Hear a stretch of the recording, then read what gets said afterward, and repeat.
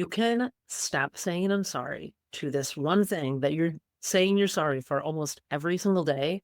It's going to be one of those things that really helps you to shift everything. This has been so ingrained in us with our capitalistic society that we don't even realize that we're doing it and the harm that it can be causing, not only yourself, but even the people you're apologizing to. Words are so important and they matter. And when we can adjust this one phrase and kind of flip it, we also start shifting our mindsets. And that's how we become anti oppressive in the process. And stick around to the end because I know some of you are going to be telling me, but what do I say instead? And I'm going to tell you at the very end. After a lifetime of prioritizing everyone else's needs over your own, do you feel like you don't know who you are anymore? You may be moving into this next phase in your life, going through major life transitions with different family dynamics, your career, or maybe partner relationships are changing. And you're saying to yourself, who am I? Who am I now? You are not alone. It is time to prioritize yourself and power your mission. It's time to love your life on purpose. I'm Michelle Vande Hey, certified holistic life coach and compassion fatigue specialist to mission-driven leaders and people all around the world. Let's explore who you are and discover who you want to become because you are worth it. Stop apologizing for not getting back to people right away. Are you guilty of saying any of these things? Sorry, I didn't text you back sooner. Sorry, it took me so long to reply to your email. I get these things all the time. And, it surprises me sometimes when people send me a text saying, oh my gosh, sorry, I forgot to text you back. And they texted me back a few hours after I texted them. And I'm thinking, how soon were you planning on texting me? Like, it's totally fine that it took you a few hours to reply, especially it's during the day. You might be at work or even at night. You're with family. We're so ingrained to think that we need to respond to people right away. It's so easy to, right? We have our phones. It's so easy to respond to people right away that when we don't, we feel like we're failing. We feel like we're not being good enough and giving enough of ourselves when we're taking quote unquote too long to get back to someone, too long to reply to an email. This needs to stop. And I know that you're saying, well, Michelle, what am I supposed to do? What if I actually feel bad and I wish I could have gotten back to them sooner? I'm going to share with you how I flip this for myself that helps me to feel better and can help you feel better at the end. So stick around to the end. Think about when you're apologizing for taking too long.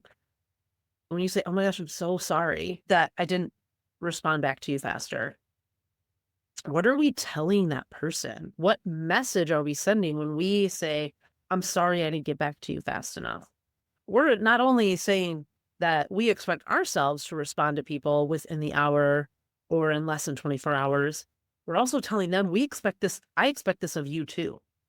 And this is how this becomes this societal norm that we should be responding back to people right away. Obviously, there are some situations where we do need to respond relatively quickly. I'm not talking about those situations. I'm just talking about the run of the mill conversations, the run of the mill emails that don't require an immediate response. When we are rushing, when we are hustling, that equals oppression. That equals this capitalist idea that we always need to be doing, that if we're not doing, then we're not good enough. And we want to break that down because when you're not feeling good enough, you're not loving your life. Whether you're saying it out loud to yourself or you're feeling it internally, that's what these subtle messages are sending. That's what words are so important.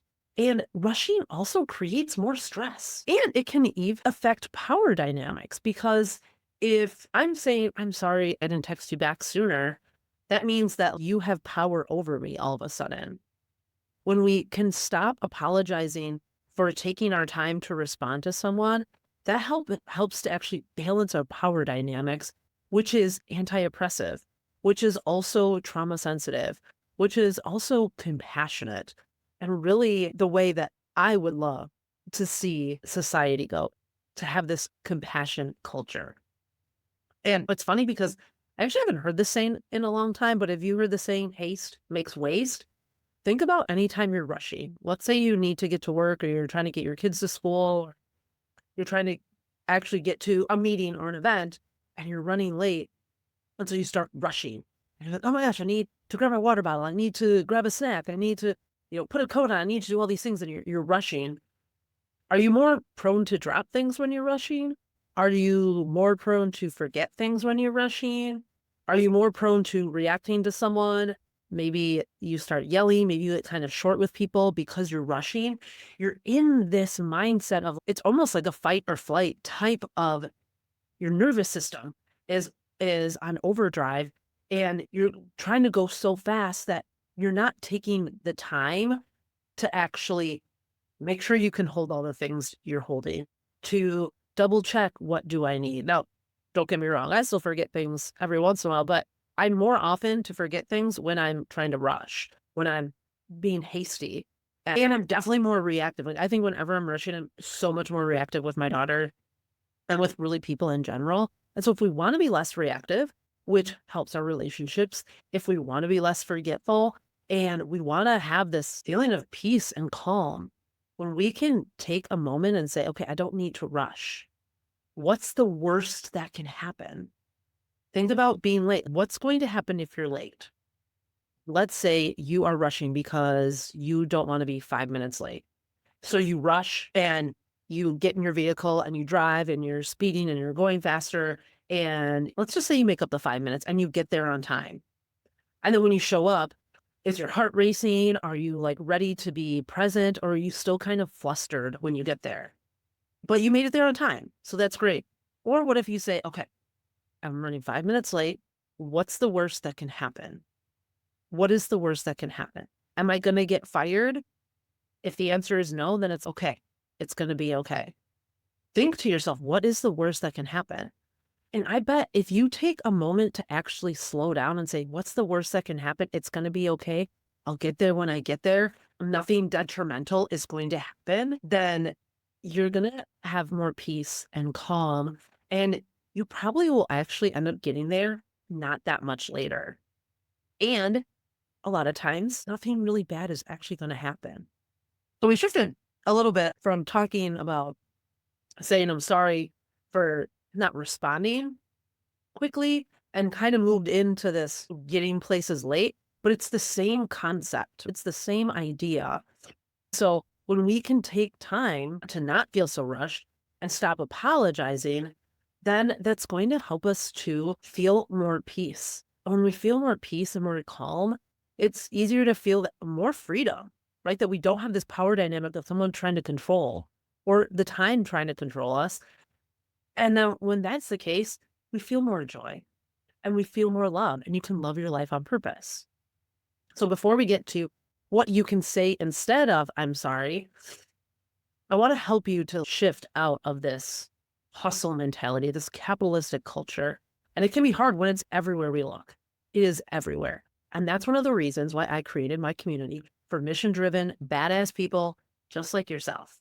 It's a place where we are not in a rush, where we cheer each other on, and you have a place to feel supported and a place to not be stuck in these societal norms.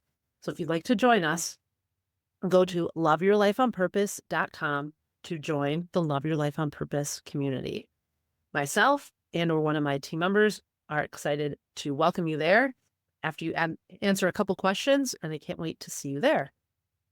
So you might be saying to yourself, I do sincerely feel bad. My reply was actually late. What do I say instead of sorry? My go-to is thank you for your patience. It's thanking them instead of apologizing. First, why this matters is this is a positive statement instead of a negative statement. So just the energy around the statement is better. And then you're actually praising the person. You're thanking the person for their patience. Even if on the other end, they may have been like, oh my gosh, why isn't this person responded? That's going to help break down those walls and be like, you're right. I am patient. If someone sent me a message and said, thank you for your patience, it'd be like, oh my gosh, yeah, I'm pretty great. I'm a patient person. Think about how someone might receive that. of praising you. And then also, like when someone says they're sorry for not getting back to me, I also think like, oh my gosh, was I putting pressure on them to get back to me sooner? And I don't want them to feel pressure either. So when you can say thank you for your patience, it's not only a positive statement, but you're praising the person and showing that you value patience as well. And you value not being rushed.